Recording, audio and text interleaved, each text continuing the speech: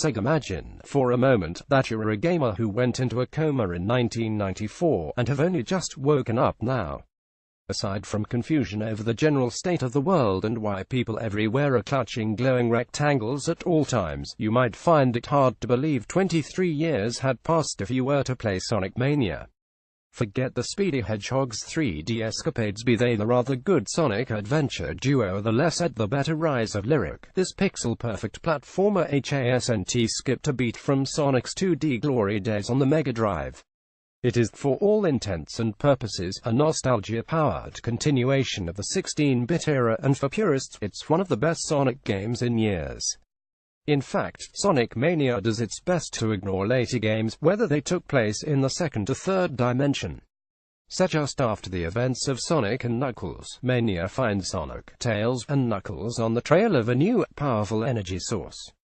His usual, Dr. Robotnik, 1994 coma gamer, officially it's Dr. Eggman nowadays, has managed to grab it first, and with the assistance of his new robot henchman, the hard-boiled heavies, HES, set to conquer the world. It's a pretty typical setup, but it's not like fans play these games for plot, after all, but it gives rise to a zippy tour of Sonic zones that offer inventive twists on familiar locales, along with brand new areas to race around. For the pastoral Green Hill zone to the debuting television-themed Studiopolis zones are bigger than ever, with flashes of recognizable terrain mixed in with new avenues to explore. The best and biggest game releases for August. Sega How You Navigate the Levels offers a mix of old and new, too. Speed boosters, springs, and loops return, but more fanciful environmental tools, injecting water with a catalyst to create bouncy rubber surfaces in Chemical Plant Zone, for instance, provide an inventiveness to level design that can't help but delight.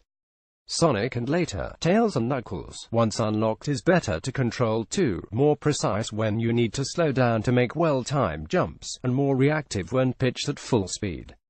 This possibly should come as a huge surprise. Mania's development is headed by Christian Whitehead, an Australian indie dev who originally made a mark with his enhanced ports of the original Sonic the Hedgehog and Sonic CD. His work was so good, it made Sega sit up and pay attention, leading to Whitehead's first original Sonic game. It's fair to say there are probably few developers working today with a greater understanding of what makes Sonic work, and it shows.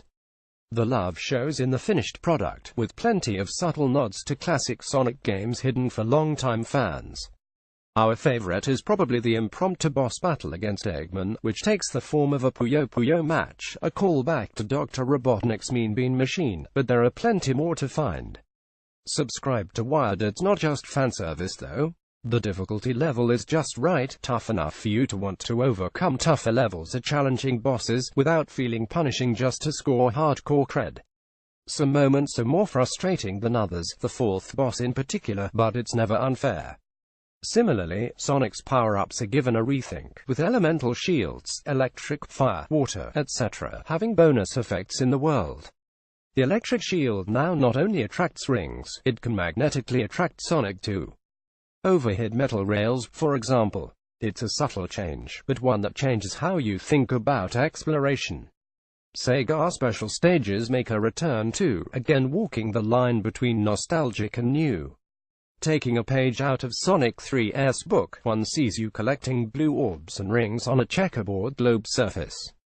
These are as tricky as ever, with Sonic only able to turn at 90-degree angles, and contact with a red orb sending you out of the stage. The newer type of special stages are accessed by finding hidden giant rings in levels, leading to 3D chase sequences where you'll need to catch a UFO holding a Chaos Emerald. You'll feel quite satisfied the first few times you catch it, but with each chase getting progressively harder, they become a real test of your Sonic skills.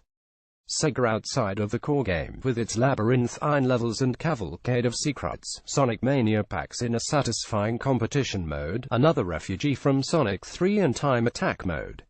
In the former, players race each other through maps, the victor the first to reach the goal, but ranked also on rings left at the end, total rings collected, and items reached. This adds a nice element of strategy to each race. Do you slow down to smash an item box, or just plow through the level? Do you veer off a well-known path in hopes of finding a shortcut, or play it safe but risk being overtaken? You'll literally need to think fast. Time attacks prove pretty self-explanatory, though you'll need different tactics for each character.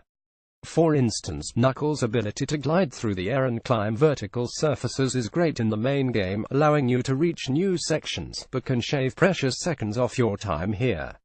The inclusion of online leaderboards adds a modern dose of bragging rights, too. Sega Sonic Mania's focus on the old-school merits of Sonic the Hedgehog might be slightly alienating for non-purists, or for younger players to whom Sonic is a talking 3D cartoon character, but the upcoming Sonic Forces seems to be better targeted at the latter group, but real, material gripes are hard to find. Mania offers one of the most accessible yet deepest Sonic games in years, with hours of replayability thanks to its unlockables and challenge modes. The blue blur is well and truly back.